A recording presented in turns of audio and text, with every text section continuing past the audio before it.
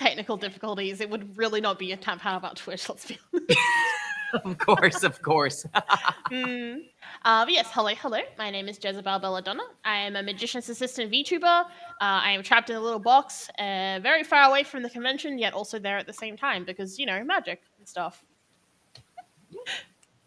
And my name is McKeand. I also stream on Twitch. I'm a variety streamer, and I'm also a voice actor primarily. So yeah, this is gonna be a fun panel where Belle and I are gonna talk about our experiences on the website, what it's like to be a streamer. Belle has the VTuber sort of side of things. I have the IRL sort of side of things, and then yeah, we're gonna open up to probably some questions here and there, which I'll repeat so that way Belle can hear and everybody else can hear. But it's gonna be a good time. It's gonna be a good time. Yeah. We got two different sides of the same sort of streamer coin here, so you'll get good aspects of everything. So yeah.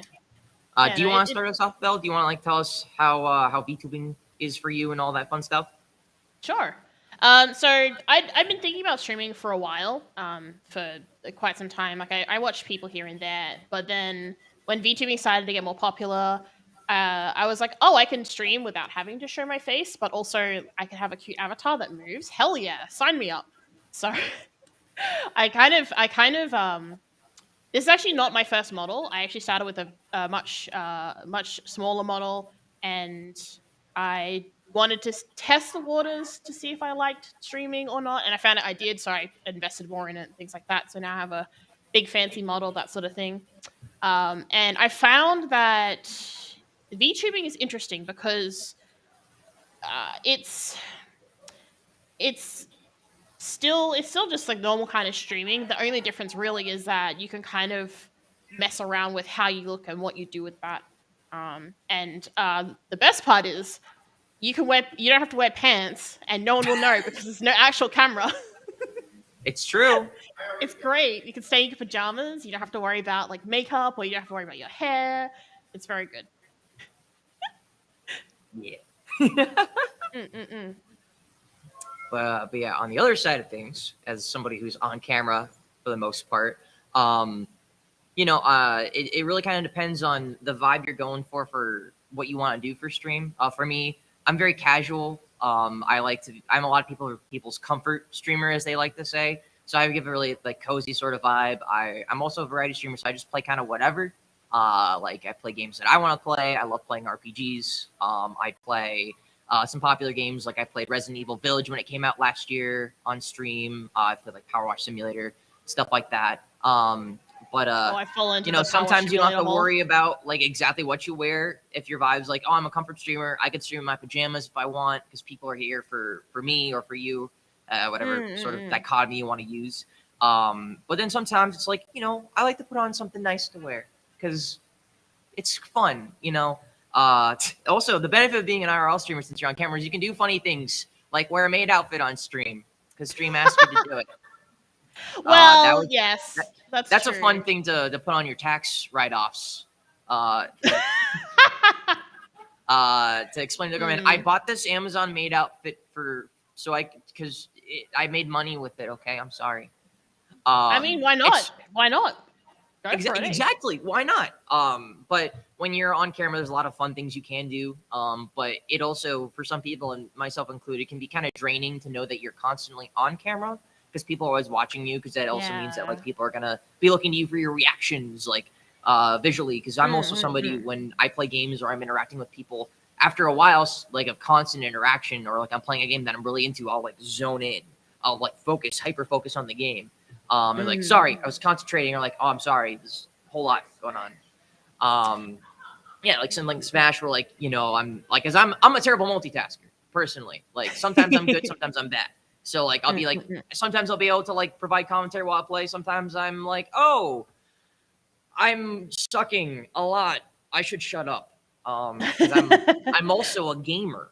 So I like to focus and I like to do good at my games. But there's a lot of fun things that you can do. Like there's stupid things you can do when it comes to streaming IRL. Because if people know you for your face and they know you for what exactly like you look like and your sort of content that you can curate like that, you can also do fun things. Like I do this thing on my channel, which I'm going to do a sequel to. I call it Date Night with Rye. It was a Oh, community goal that I had people raise up, and I basically just filmed me cooking a steak dinner with goofy sound effects and stuff like that, and like Ratatouille music, and had a oh ball boy. with it. And I love Mountain Dew Baja Blast. Like I do. I have a shirt that says "Make Mountain Dew Baja Blast available in stores all year long." That's how much I Oh love the boy. soda. And I even got like a nice wine glass, and I cracked open the can, poured in the wine glass, lit some candles, and was like, "Let's go." You can do funny stuff like that too. It's really fun. So like being a VTuber is also really cool too. I'm not in that sphere specifically, but I know what you can do. There's a lot of fun things you can do with your model. You can get, but the only thing is when it comes to VTubing, it can be very expensive to get new assets in your model. Let's not talk about how much my model costs to get. Yeah. I don't like to think about it. Um, Yeah, it's actually really funny because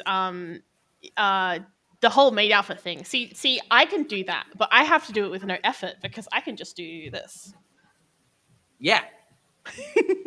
Which is very different. It's much more cheaty, but it Mhm. works. It's actually really fun. So on my stream, I call my fans like I call them doves because magician's assistant, keeping Mhm. with the theming.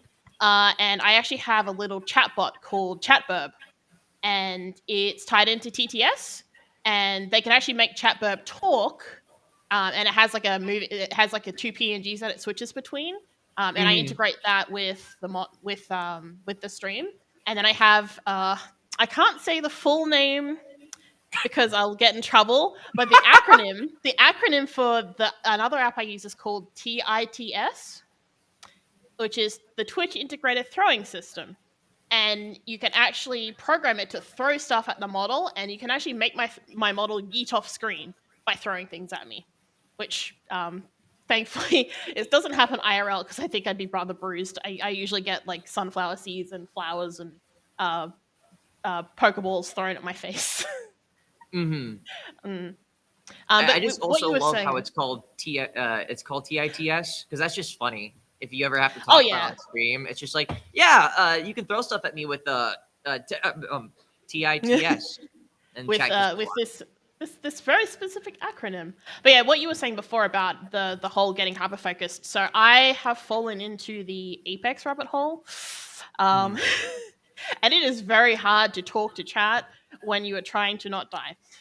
So I totally get the trying to be entertaining, talking to chat, paying attention to what you're doing at the same time, and it's multitasking is hard, and I don't think people realize how much multitasking is required for streaming sometimes. Yeah, because the other thing is too whenever we stream, like depending on what software we use, like whether it's like Streamlabs OBS or we use like OBS Studio or what have you, there's a lot of customizability you can do in both of them. But at the end of the day, Mm-mm. you need a Twitch chat pop out so you can see what people are saying, so you can interact with people, and having to like switch your gaze between the game or whatever you're focusing on and Twitch chat. And then responding and making sure you don't miss anything and you're having a good time. Or in the case where like you can have channel redeems where people can say like Mm. like a challenge, like a no swearing or like IRL word ban or something like that. Oh, I have You a have to pay fun story attention about to that. that because there's usually not a notification that'll pop up on your screen or in OBS or on Mm, stream that lets you know about that. You just kind of have to pay mm, mm, attention to mm. that because then Oh yeah, otherwise for sure. you miss it and it's like, oh wait, I was supposed to do that 10 minutes ago. Well, dang it. Yeah, And then you just keep going with it. I recently actually had that exact situation where my chat banned me from saying I and also banned me from swearing. And That's so rude. That is so rude. the redeems are supposed to last 5 minutes each. An hour later, I after resetting every time, I was like, okay, we need to put a cap on this because I'm not getting anywhere. Oh, you have it so it resets. Oh, I just refund hmm people. If I lose, I have them get their channel points back. Oh no, I failed within I think within about 2 seconds. So I just look. I'm Australian, okay. Not mhm. swearing is very hard. It is. It is. That's the other thing too is that whenever you guys, if you decide to start streaming, you kind of need to decide what kind of streamer you want to be in terms Mm, of like if you want to be PG 13, or you want to have a full 18 plus warning on the channel. I do that mm, because mm, I mm, also curse a fair ton as well. I don't I'm not like offensive, but I drop F-bombs. I say, crap and stuff like that as well. But it's important because depending on if you have that warning on Twitch or not, it'll also influence whether or not, like, what kind of people will join your stream. Because the moment that you click on somebody who has the 18 plus warning on their channel, before you even get to view stream, you have to acknowledge that, like, that yes, I'm aware this is an 18 plus stream, and say that yes, I am 18, even though Twitch doesn't have an age verification system. Because Lord knows I have a lot of minors that pop up in my chat, and they talk about going to school, Not for and long. I'm just like, hey, don't say your age in chat, but I have a feeling I know exactly how old you are because you just said you graduated high school. So yeah. But that's something important that you have to kind of take into consideration as well. Is what kind of streamer do you want to be, and how are you going to filter yourself? Or are you going to just be open about the fact that you curse, etc., stuff like that. There's a lot of things you have to keep in mind on top of multitasking as well. There's the benefit of like VTubing or stuff like, or like other forms of streaming where you can like put on a character. Like Dr. Disrespect is a good example. That is a character. That's not actually the streamer.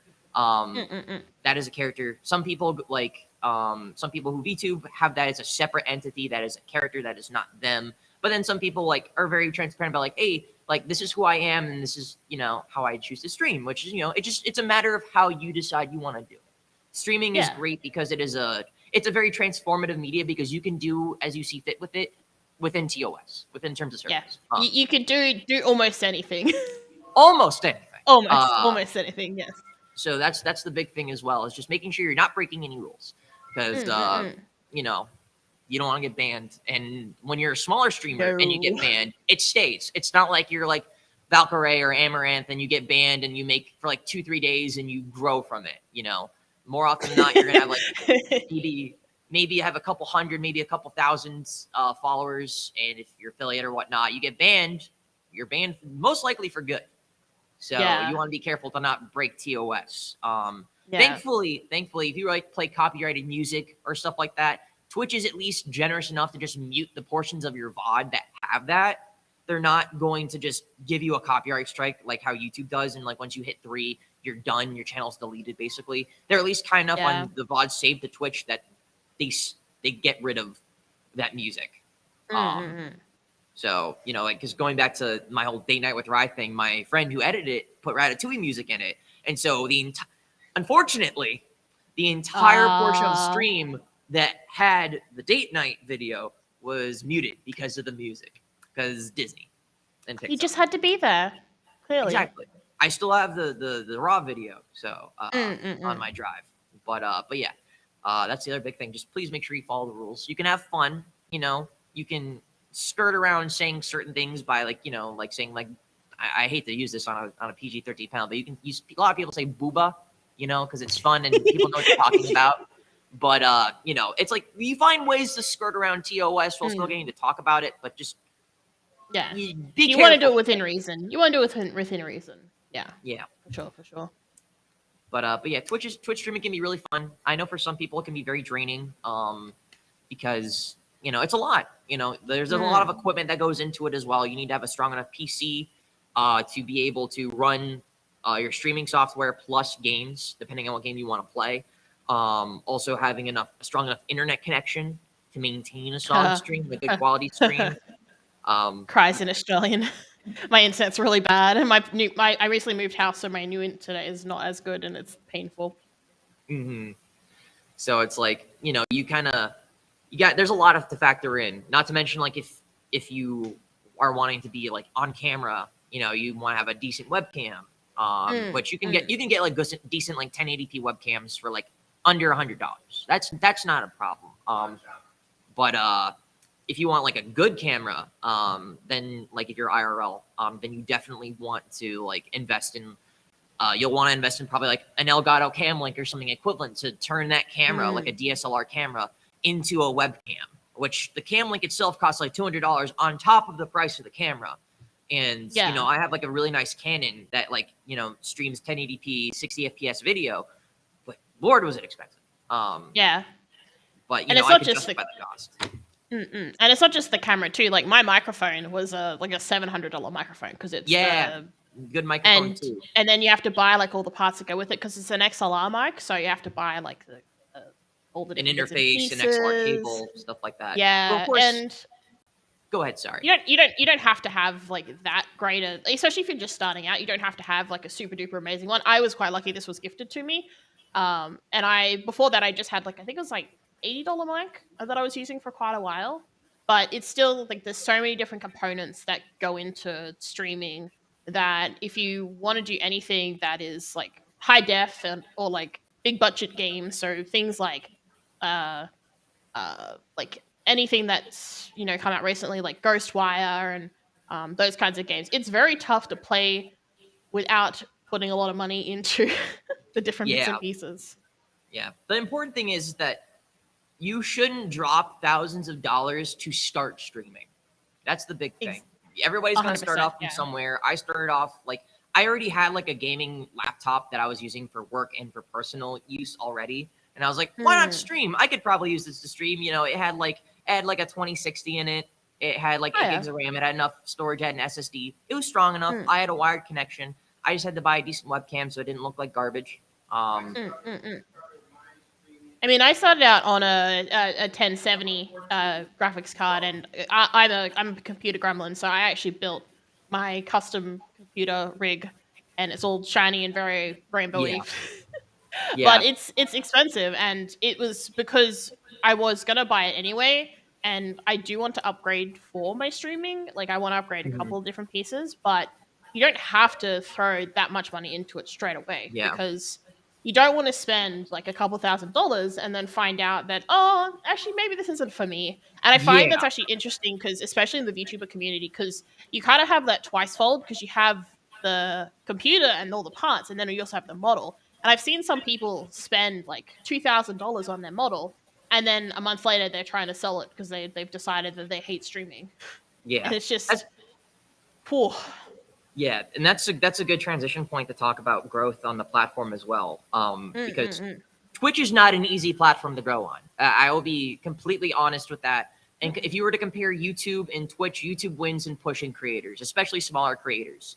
Mm, mm, mm. YouTube has the recommended page where they will recommend based off of your viewing experience, and they will recommend channels of all sizes. You know, the recommend page will even recommend you stuff based off of what you watched most recently. You know, you watched a video on like funny cats. Well, here's a video about somebody vlogging about their cat. You know, Mm, YouTube's mm, great mm. about that. Twitch is terrible. Or pretty bad rather, about pushing smaller channels.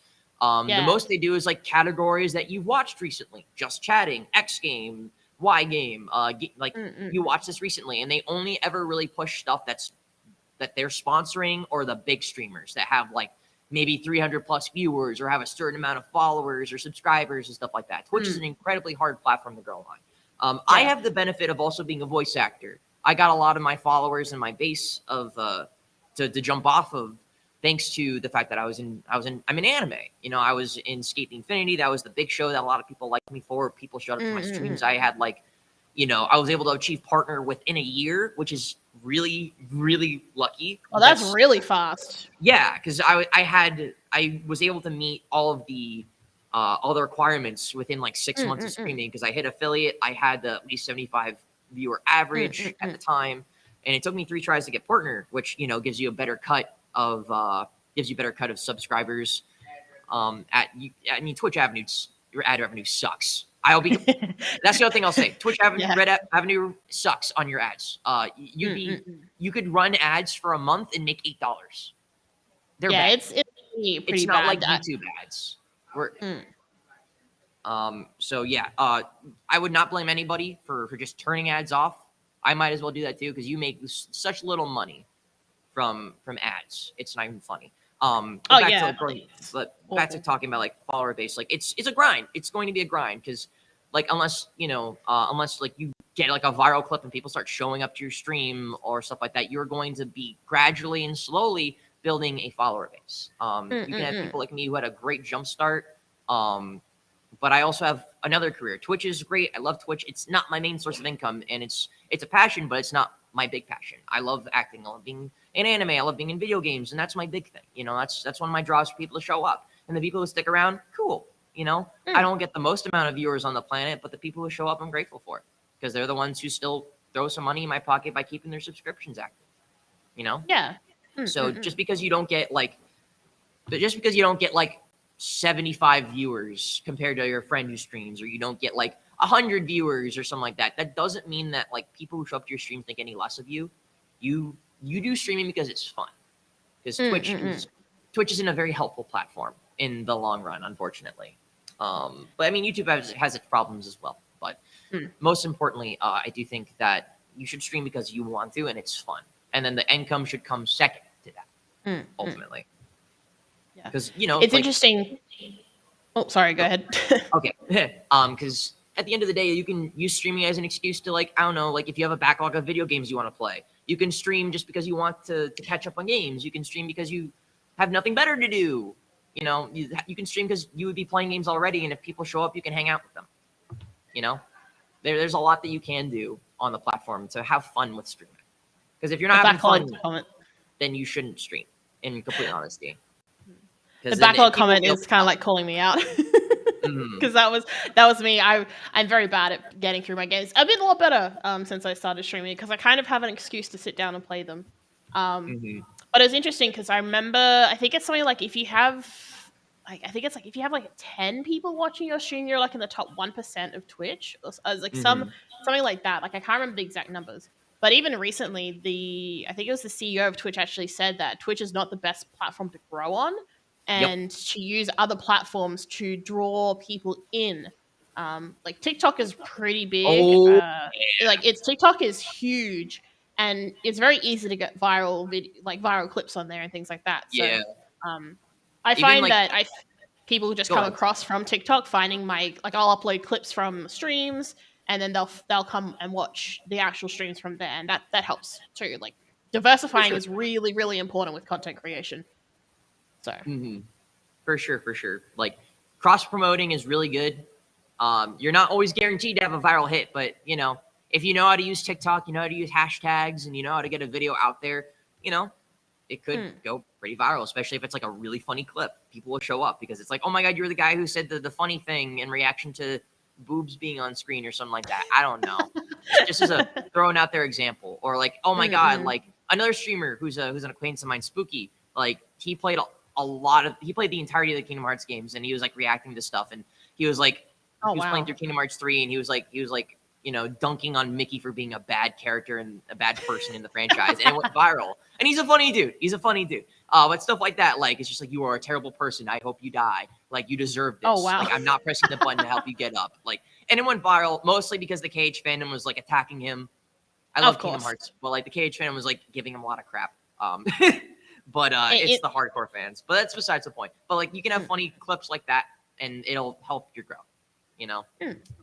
But at the end of the day, having fun on the platform is what matters most. Yes, yeah, I definitely agree with that.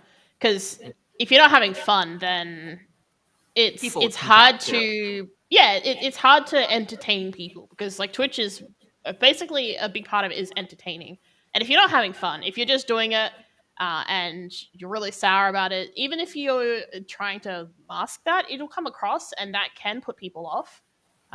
So it's hard, because you have to find that middle ground of making sure to be consistent with your streaming if you're wanting to like really push for certain like things like affiliate or partner.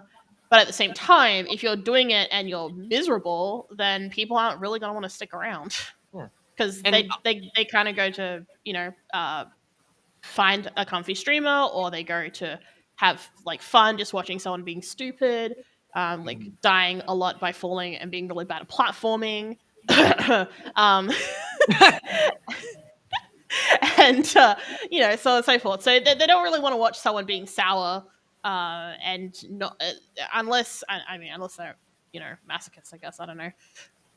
Yeah, and I'll be completely honest. Burnout is real. Burnout happens. If you push yourself too hard, or you like stream like 7 days a week for like 4 hours at a time, you will feel burnout.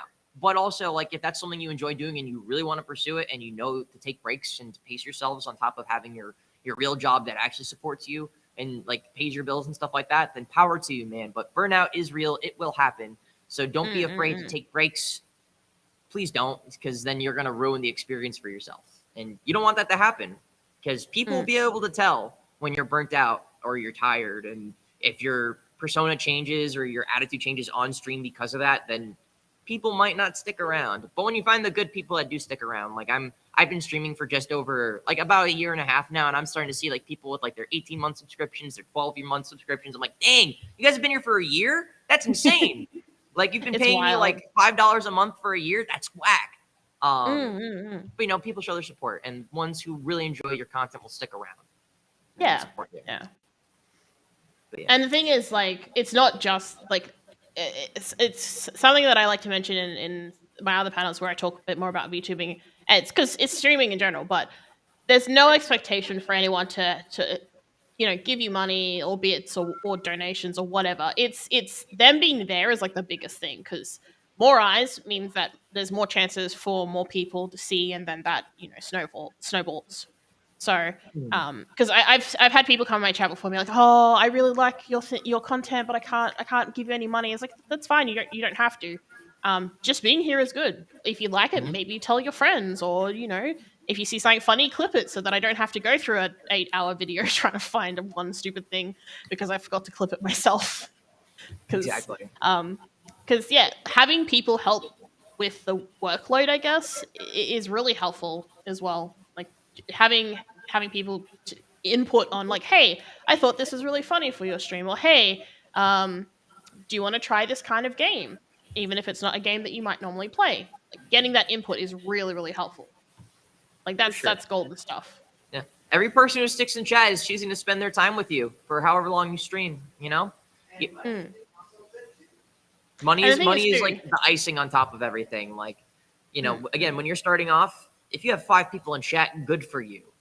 That's especially like with like maybe like no followers, good for freaking you, man. That's getting like 5 people to stay for X amount of time because they like your content and they like you. It's pretty nice. And then you get like 10, 15, 20, 30, even like if you get like 50, that's still 50 people who are choosing to spend time with you. Like I just did a 12-hour stream on Sunday, this past Sunday. And I consistently had about like 50 to 60 people there for like almost the entirety of my 12 hours, which was insane. Oh, wow. Like 60 people chose to spend their entire freaking day watching me play video games, do stupid stuff, play a game with me, And like some of them stayed the entire time, some of them left and came back, some of them just stayed for however long they could, and then new people came in, Like, and I mean, doing a 12-hour stream is not easy. Oh, it's not easy. It's like power to anybody who can do a 24-hour stream. Lord, I was dying in the last 2 hours. I did one of those earlier this year. Yeah, it can be fun. It can be fun, but you need to have like a schedule set in place if you ever do that. But besides that, any person who chooses to spend X amount of time with you you should be grateful for. It's a stranger on the internet, or it could be a friend who's choosing to like hang out with you for like 2 hours, 3 hours, just watching you play games, talking. There's plenty to be grateful for. And it's funny too, because if you think about it in like a realistic sense, just imagine you're sitting at a computer and then you have 10 people standing behind you physically watching you play. Like that's a lot of people standing there watching you, and it's people kind of forget that that's an actual person sitting there, and they're choosing to spend their time with you. And it's really cool because you also get to meet all sorts of people as a result as well. Yeah, for sure. I think that the biggest takeaway from all this is to really just focus on having fun while you're streaming on the platform. Acknowledge the fact that you are starting small, unless like you are like a cosplayer and you have like a fandom from that, or like say in my case you're a voice actor, you have a following from something else that you do. Expect to start very small and then grow from that. Don't go into this thinking you're going to be like the #1 streamer. Don't say like, oh, I want to be the next Saikuno or something like that. Be yourself, be your own content. You can take inspiration from people, just don't rip them off. But it's going to be a grind, but have fun, figure out exactly what you want to do, whether it's IRL streaming, VTubing or whatnot, and acknowledge and set goals for yourself that are achievable over time. Don't give yourself a time frame in which you want to accomplish it, because you'll only disappoint yourself if you don't do it. And take baby steps into investing money into your stream setup, because you'll start small, and then if you either like put money aside from your real job or you start making money on the platform, you can start setting that aside to reinvest that. Get a better stream setup, get a better PC, get a new camera, or if you're a VTuber, you can get new assets, work towards that new model, get more art design, get new emotes when you get the ability to put emotes in, Like there's so much that you can do that you should that you can do over time. And just realize that you can like tick something off your checklist of things that you want to have happen on stream. It'll take time, but you can set a list of goals with no time limit. And it'll be so much better for your mental state. Because if you lose the mental game, you're going to lose the physical game.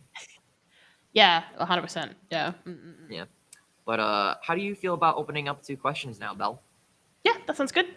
Cool. So I'll repeat them back so you can hear them as well for the Okay, stream and all thank that. you. So, yes, of course. So yeah, open up the questions. You guys can ask us whatever you want, like games we like to play, stuff of specific things we didn't tackle, stuff like that. But yeah, there's no mic. I'm stealing the Q&A mic now. So yeah. What's up, man? Okay, you said you played Power Wash Simulator. Is that a free game? Is Power Wash Simulator a free game? No, it's not. It costs $25 on Steam. It is It's fun very though, and addicting. worth $25. It is. It's really good. It's very chill. It's very chill. Tell my followers, you don't have $5. Y'all get it. I Y'all get have it. $5? It's all good. What's up, man? So how do you go around or go about choosing how to interact with commentators? Then sometimes there are people who are a little bit more disruptive or people who want to take on a particular subject and maybe you can jump from there. How do you balance that? Sure. So the question was, how do you like interact with like certain commenters, like whether they be like irritable trolls, stuff like that. The big thing for me is that sometimes the best thing to do is to not acknowledge it outright because you're only going to give them fuel to fight back with. It's like interacting with a bully, so to say. So you don't want to really. The more you acknowledge that they're taking you off, the more they're going to throw stuff at you. But also, Twitch gives you moderation tools, either with auto mod or you mod yourself, or you have people mod for your streams. You can just delete it, time people out, or outright ban people. Like, I've had people come into my stream and be like, oh, yeah, like, I mentioned one thing, and they say something really lewd and disgusting, and I'm like, ha, you're probably 12, and just laugh it off, But sometimes people are just really rude, and sometimes you can ignore it, or you can acknowledge and be like, hey, can you just chill out, kind of publicly embarrass them a little bit. Sometimes it puts them in their place. Yeah. But it's really a case-by-case basis, Sometimes the best course of action is to address it. Sometimes the best course of action is to laugh it off, make a joke out of it, and be like, hey, chat, look, this guy thinks that, like, XYZ is funny. Ha, what a piece of crap. And everybody can just bully them out of chat. That's the only time when bullying is allowed, when somebody's being really stupid and being a troll. You bully that person out of your life. But yeah, it's really a case-by-case basis. And again, you have moderation tools. Yeah, I agree with that. It's you don't because sometimes it also depends like on the vibe of the stream at that point in time too. Whereas like normally you might be like, oh haha, you suck. But if it's say like a really emotional part of a story in a game, right? You might just what you've merely just timed them out or something like that. So you kind of have to make a judgment call, and then having a moderator or two or three that sits in your chat and helps with that sort of thing, and people that you can trust to actually do that can be really helpful too. Because sometimes you don't even have to make those decisions; it's just left for the moderators, which can help. But it's like I said, it's very per basis, and you kind of have to look at the situation. Sometimes it's just easier to ban. Also, Twitch automod's kind of finicky. I have it set to low because I'd rather decide what I want to have filtered through. But you can create a list of banned words that'll automatically Twitch will flag down. Like you can put all the slurs you want. It'll feel bad writing them down, but you got to do it. And also it depends on like the vibe of your stream. Like, do you like people cursing? Do you like people talking about like 18+ stuff within reason, within TOS? That's not like outright like, oh, I'm gonna do XYZ to XYZ, and oh man, that was so hot, stuff like that. Like, yeah, so you don't want to get on like the bad side of Twitch. But I mean, hey, if like you're into talking about lewd stuff and you facilitate that chat within TOS, I mean, hey, there are plenty of big VTubers like Shy Lily who do that and like are fine with it. But you gotta just ride the line of TOS very finely. But also, you can set up rules for chat to follow. So long as you know what you are okay with personally in chat, that is within TOS as well, that's the big thing. So it's very case dependent on you and case dependent on who the troll is. Because like if you're fine with people saying Lamau, you suck, and it's just like, yeah, you're right, and it's just playful banter versus be like, Lamau, look at this dude, he looks like XYZ, or like outright racism and stuff like that, like things that you will not stand for, you know. Yeah. Which I've had to hope that- banhammer people before because sometimes they're just they're trying to get a rise out of you, and it's just not worth it. Yeah, and I would hope that everybody's not okay with racism in their chat. if you are, then sorry. Then goodbye. Bye. Any other questions? Yes.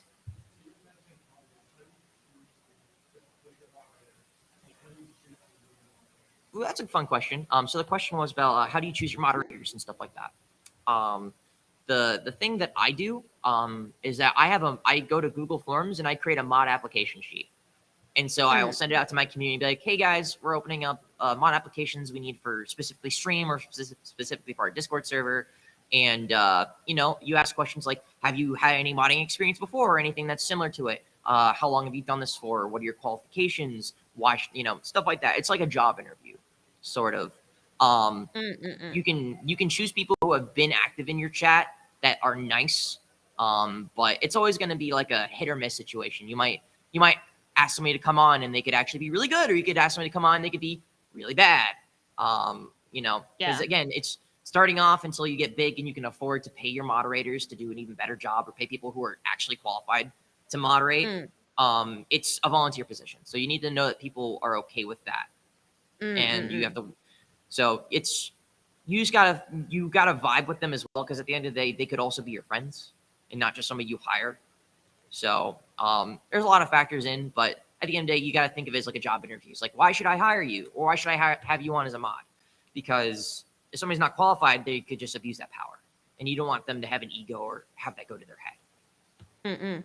For me, my chat's a bit more quiet because I'm a smaller streamer. At the moment, I mostly just have some friends, and I have one mod who has been in my streams for about 6 months, and he only has certain powers at this moment. Like he can't edit the chat, the stream title and the game. He just looks after the actual chat itself. Yeah. And that's the other maybe thing, too. once You can give certain people like powers. Like you can get certain mods like editor stats where they can actually change the title of your stream. You can give people like other access things, like you can time people out. Well, I think that's a basic thing. If you are given a moderator status, you can time people out and ban people as needed. But you can limit what certain moderators can do.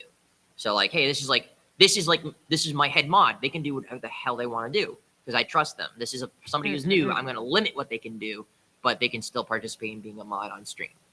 So there's abilities that you can put in place to make sure that somebody doesn't go power crazy. Yes, yeah, that's very true. I think eventually I'll probably do something like Google Forms, but for now, having it small and just like a couple people, because usually what I'm doing, I can just do it myself, and I only occasionally get the buy more followers. Yeah, starting off, you'll like probably end up doing most of it on your own. But as time goes on, if like you feel like you can't moderate yourself, then you can ask somebody else, like a friend or a viewer who's been in chat for a long enough time to moderate for you that you trust. And you can say, hey, I'm chill with this being in chat. I'm not chill with this being in chat. So, but yeah, I hope that's a good enough answer for your question. Who else? Yes.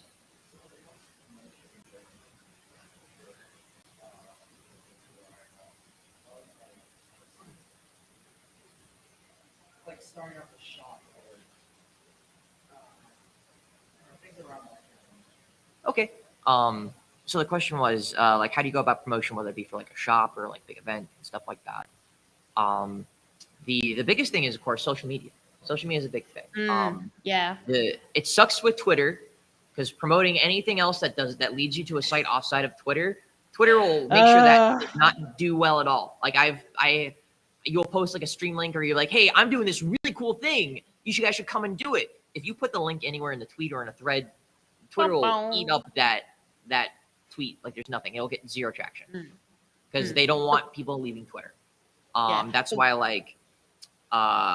using TikTok or like promoting things in your Discord community, which I always recommend after a while, creating a Discord community that people can see notifications for when you go live, or you can announce events, schedules, stuff like that. You know, having a community to directly talk to versus just being online on like Twitter, you know, is a good thing. Like when it comes to shops, stuff like that, when you get to merch, that's a lot later down the line. Once you get bigger and you can actually afford to design stuff. Because the other thing is when you open up shops is that there's a lot of fees and technical things you have to worry about, especially when it comes to tax.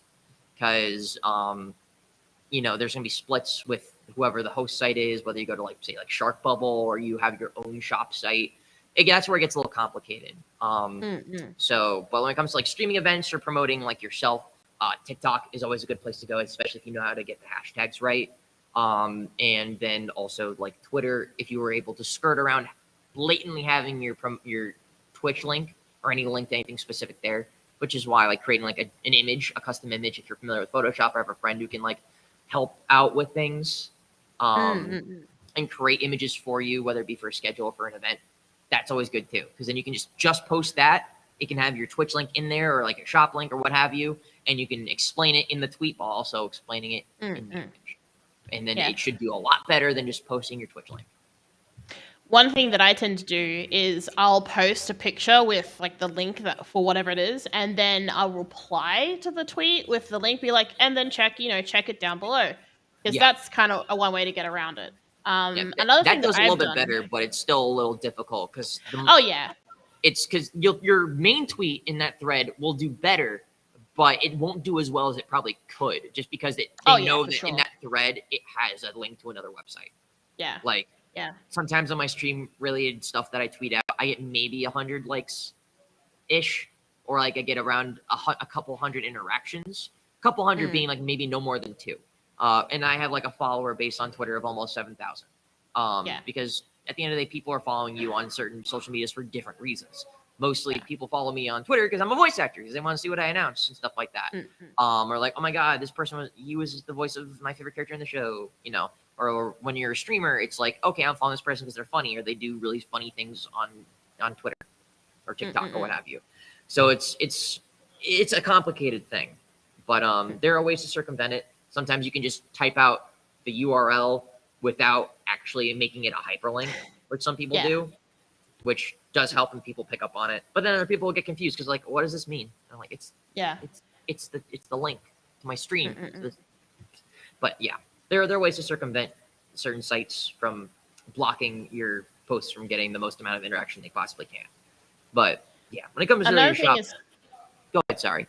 Oh, sorry. I was gonna say another thing is you can put it actually on your stream. So I do actually have a merch shop, and when we first opened it, because it's myself and my friends, we actually had it as like my starting screen. So while the stream was starting, as people were coming in, they'd get to see the site there, and then linking, and then having a command that people could use to actually bring up the link in the chat. And especially because, you know, Twitch is kind of like the main part of where people get a lot of interaction from. Like as a Twitch streamer, that's going to be a good way to kind of, as people come in, you can have that come up, or you can have like a reminder that comes up and says, hey, did you know this thing is here? Go have a look if you would like to. For sure. And that's another good thing to talk about too. You can like create commands in your stream as well. Like people can do like ! merch, and then the link to your merch site will show up. ! Like socials, your social medias will pop up, stuff like that. And when they're in Twitch chat, people are going to see it because people are watching chat as well, or like links to your Discord community. So you can create those either with like Streamlabs. They have commands. You can do it with like Nightbot, stuff like that too. And then you can push for it there too for promo. There's actually a question in the Twitch chat. Yeah, you can do that too. Yeah. But yeah, you can do like socials, YouTube links to TikTok, stuff like that. And you can also have like certain things linked in your channel description as well, like your Twitter, your TikTok, your YouTube as well there. So you don't have to have a specific command for that too, because people can be like, oh, this person has TikTok, let me click on the TikTok link. Stuff like that. Yeah. There's a question in the chat for Twitch. Sure. What was a memorable moment from your streaming journeys that really made you both feel, man, I love streaming. I'm sorry, it is like 8 a.m. for me. No, you're fine. My reading capabilities have gone out the window, I guess. I've been going first. Why don't you go first? Okay. Oh, I think... okay. So there's a little bit of context behind this. So I did 24-hour birthday subathon stream, and I think okay, so at the very, very end, like the last hour, I was so tired that my model was basically like this, like with my eyes closed while I was talking. And the only thing that was in my chat was everyone making these nuts jokes and talking about nutritional nut facts. And it was the most stupidest, silly thing. But it was like, it was just the best way to spend my birthday. And it was probably one of the best moments I've had. Like, it was really dumb and it was really fun. I was so tired, but it was just like, I was so glad that I had actually done streaming and I'd challenged myself in that way. And it's definitely one of the most memorable ones because they sure. like we'd have like part of a song lyric and then the ending of it would be some stupid D's Nux joke, and I was just like because I didn't have the mental capacity to process it properly before I got to the end, so they were just getting me every time.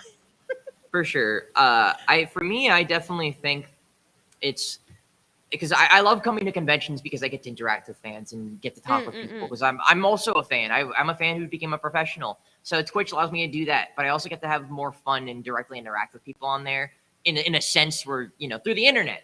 But if it weren't for streaming, I wouldn't have made some of the friends I've made. Lord knows I wouldn't have had some of the most fun moments I've had with like Jonah Scott, who's become a really good friend of mine. And just other fun people who I've got to have really fun experiences with. I wouldn't have gotten to play games with people. And, if it weren't for streaming or just, being on the platform or meeting these people who I might not have met it might not have even met if I hadn't had that to talk about with them. I might not be the same exact person I am here today. And plus, there's a lot of fun stuff I get to do with chat. And knowing that I can make people happy too. Make them feel more comfortable when they don't have a bad day, or make them laugh. That's all I ever want to do as an entertainer. So it fulfills that for me too. So the worst thing to do is give chat any kind of power. Yeah, they will abuse it in very interesting ways. Yes, both in lighthearted goodness, but also in very chaotic methods. Cool. Do you have another question from chat, or can I take one from the audience here? No, you go. There's just talking about nuts in the chat now. Okay, perfect. Awesome. Cool. All right, D's nuts joke aside, any other questions from you guys? Anybody else? Same person. Yes.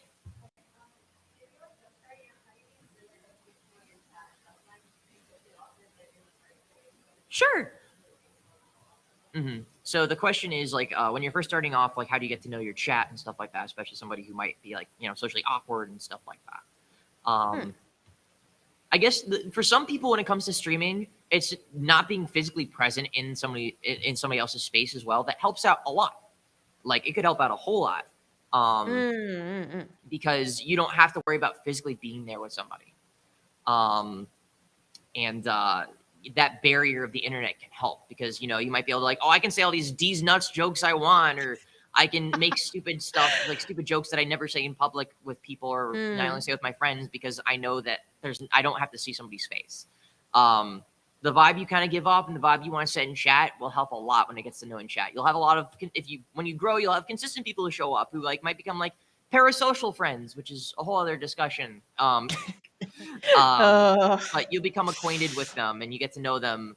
And especially if you get some very generous gift subbers, you get some very generous people who just show up and chat, stuff like that. They choose to share what they want with you, and that's a very important thing. If somebody's willing to tell you about how their day's been or something that's going on, then that's the sign that they respect you and that you have a decent way of knowing them. And sometimes you can just, if you see how somebody's telling a joke and they like these jokes, you can just, riff off of them.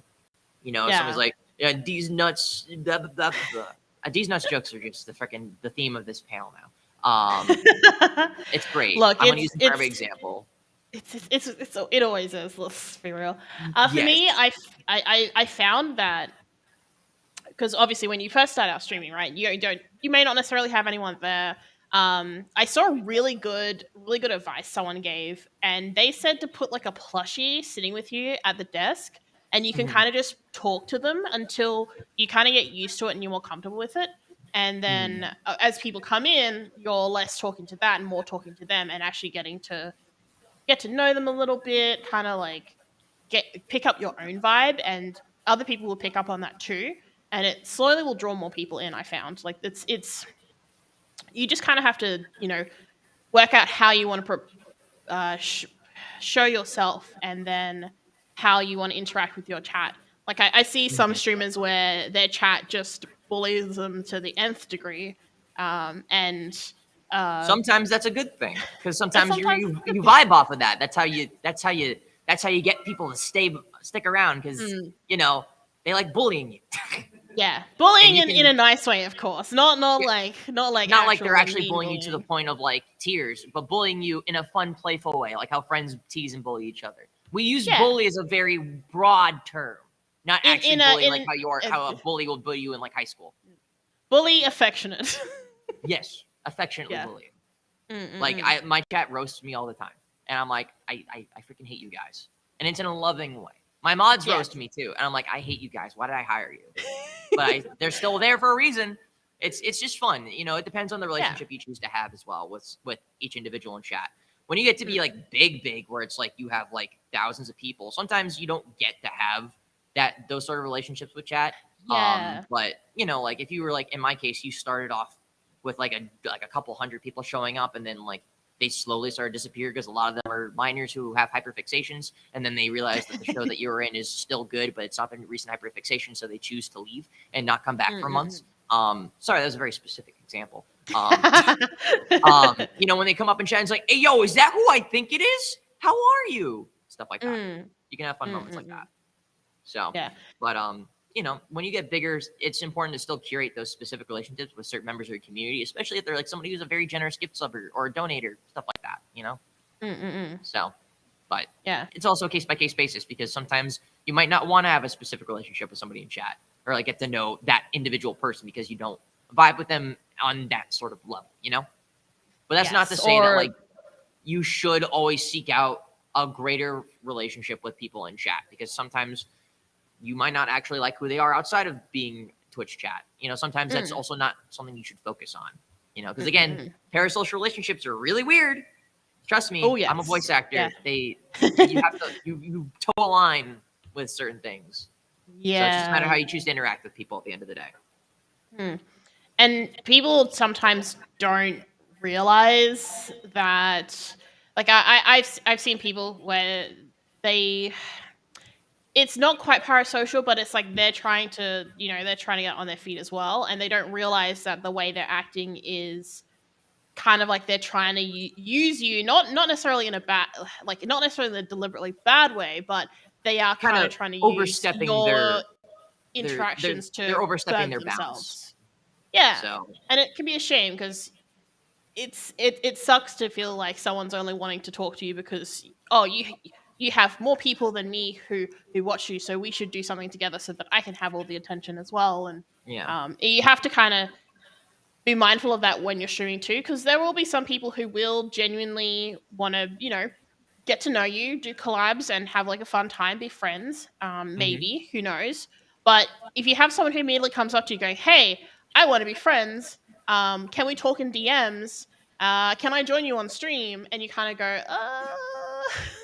Yeah. Just at the end of the day, make sure you protect yourself. That's the important thing, because you want to protect yourself, especially on the internet. So the one thing is too, unless you are the streamer and you are of a legal age, never say your age in chat, no matter how old you are. People will take advantage of that, especially anybody who's under the age of 18. Especially for anybody who's under the age of 18, even under 21, people will try and take advantage of you. The internet is not 100% safe, so please be careful and do not give away personal information unless it's somebody that you absolutely trust. But don't give them your social, your credit card numbers, or 3 numbers on the back. So, but yes, I hope that answers your question and then some. Yes.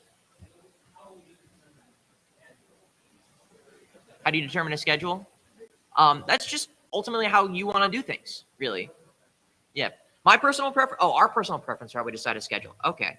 "Oh, So what I do is I have this goal in my mind, which is a little harder with my profession as well, where I want to at least stream 4 times a week. 4 times is like my minimum that I want to stream, if I can help it. And then I will look at my schedule for the week, see if I have things set in stone, or if I know like I need a break day, and then I'll schedule accordingly. My preference is I like to stream for at least 2 hours or like around 2.5 hours, depending on what I'm doing. I'll make up a schedule. Recently, I've been like creating schedules and posting them and be like, hey guys, here's this week's schedule. This is what we're playing. This is what I'm going to do. Stuff like that. And just making sure that it vibes with my schedules. That way I have time to work, because I do other work besides voice acting as well. That's also production. I might get booked last minute for stuff, because Crunchyroll sometimes is bad about that and ask, hey, can you come in tomorrow to do this? And I'm like, yes, I can. You're lucky I'm I booked anyway. guess. You know, but last minute things happen. Life happens. Sometimes you have to cancel. So long as you're transparent about that, that's the important thing. But for me, I usually kind of try and balance my weekly schedule with either events that I've planned to do. Like this whole month of July up until this con, I called it Jewel Rye. I know, very cringy. I'm sorry. But I promised a lot of things in September, which is a thing Twitch does last year, that I got way too busy to actually do. So I was like, screw it. July was relatively open until I got busy out of nowhere. For me to be able to catch up on that, which included a 12-hour stream. I was originally going to do Date Night with Rye 2, Electric Boogaloo. Yes, that's what it's called. Nice. I was also going to do like a roast of myself. I was going to have some voice actor friends and my mods and my roommates come on stream and roast the heck out of me in a playful manner. You know, and I set dates for specific things. I'm like, this is happening on this day at this time. You know, that works for me. That also gives me time to either prep for certain things or gives me time to organize things with other people. So that's with me, but it's mostly when it comes to scheduling as well, whatever you can work with. But staying consistent with times of when you stream is a very important thing as well. Because if you start streaming at like, say you're an evening streamer, you stream at 7 o'clock p.m., whatever time zone, stick to 7 as being 7 or within 7, like an hour or 30 minutes of starting at 7 as like your consistent I stream on these days at this time roughly. Because then people know to keep coming back around this time to watch you. Yeah, no, I agree with that. On my side, for me, because I do work full time during the day. I have like set days that I have for streaming, and then I will basically slot those in, and then I'll be like, "Hey, friends, you want to hang out? Let's not do these days, okay?" Yeah. But because Australia in general, like the time zone is so flipped to say like the US and some of the other time zones, and obviously can't stream during the middle of the day. On the weekdays, I tend to do shorter streams, and I will pick stuff that isn't super story orientated. And then on Saturdays, I usually do a longer stream, because Saturdays means that it's more likely that anyone from any time zone has a chance to actually jump in and see what I'm doing, so they get to participate in the progression of the story. Because Saturdays is basically the day where I do that, and then I have my Sunday is my break day, and then I spend the days where I'm not streaming, days where I usually do things like editing my previous streams, or making TikToks, or playing Apex off stream. Because like I'm addicted, and I try to keep between 3 and 4. It usually depends, because of it's unfortunately timing stuff is hard when you're working full time, and like you want to go to like the movies and see friends, or not play video games all day every day sort of thing. So but yeah, I always try to make sure that it's consistently within a certain time, like you said, like if you're gonna start at 7, you start at 7. And telling people is also kind of important. Like I make schedules all the time. I make graphics because I do graphic design stuff for fun. So I always try to make sure to have that out. It doesn't always happen in time, but Backup plans are always appreciated. It means that if people want to support you, they have the ability to see, okay, so for the week you're going to be doing these things. Okay, I could be available for this thing, so I could put a note to myself, because Twitch is very bad with sending out live notifications, and Twitter is terrible at showing you that something's going on. So at least there's a way for you to see that there is some sort of schedule. For sure. And I think we have enough time for one more question, if anybody has it. Otherwise, we can start wrapping up. Yes. Want me to wave hi to the camera? There. Hold on. One other question. Yes, you sir in the back.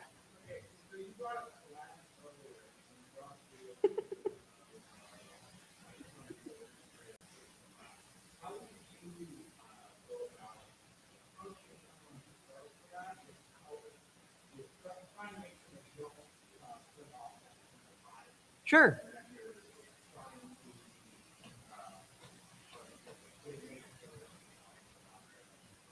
Sure. So the question was, how do we go about like setting up collabs and stuff like that, not coming off as clout chasing or other people doing the same for you?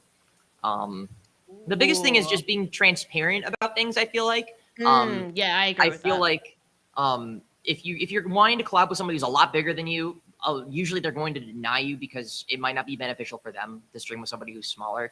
So that's why you should collab with other people who are around the same sort of or the same sort of or similar sort of follower base within the same sort of game community as well. Like if you stream like say Apex and you know like another person who plays Apex who's does about the same as you, stream with them. Ask them like, hey, do you want to collab? I like your content.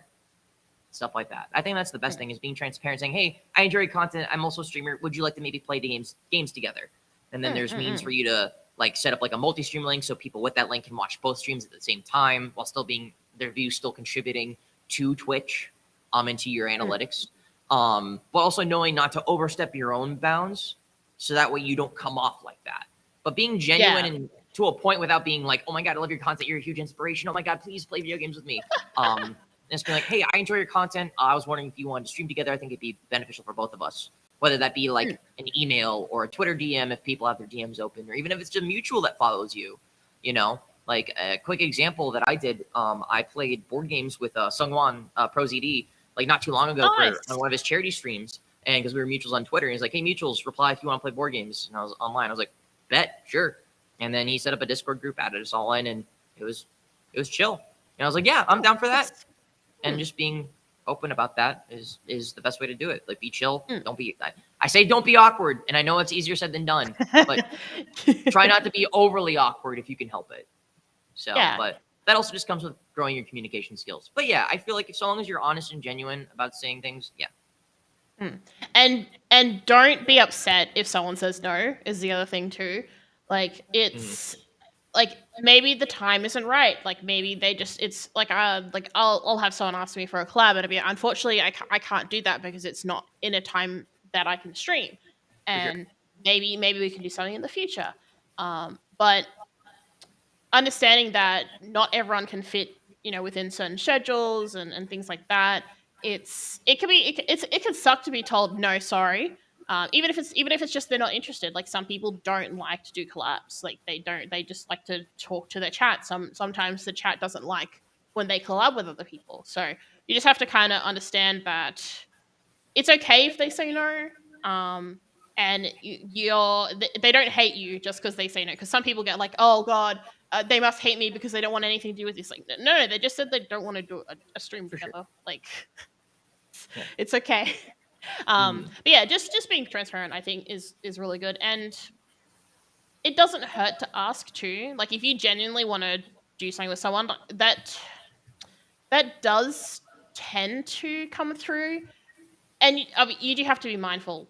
Yeah, if they're a big streamer, they might just say no. But if they open an invitation, or if they're like, hey, do you want to hey mutuals like you had, like, do you wanna play games with me? Then yeah, go for it. Why not? Sure. Yeah. And with that, we're at time. So thank you guys all for hanging out with us. Appreciate it. Follow Jez on Twitch. You can follow me on Twitch too. It's just my name. I'm also here all weekend if you want to talk to me more about stuff. I also have an 18+ panel tonight if you want to come on by. But thank you guys. We'll see you around. Yes, and it was a pleasure getting to finally talk with you instead of just messaging. Yes, you too. I'm going to do a magic trick and say goodbye. I know this isn't your first rodeo, but I always want to make sure to thank somebody when you're willing to roll the punches. Oh, dude, I totally get it. Yeah, I mean, I took improv for a long time, so. No, I super appreciate it. Hey, Bill, did you stop the stream?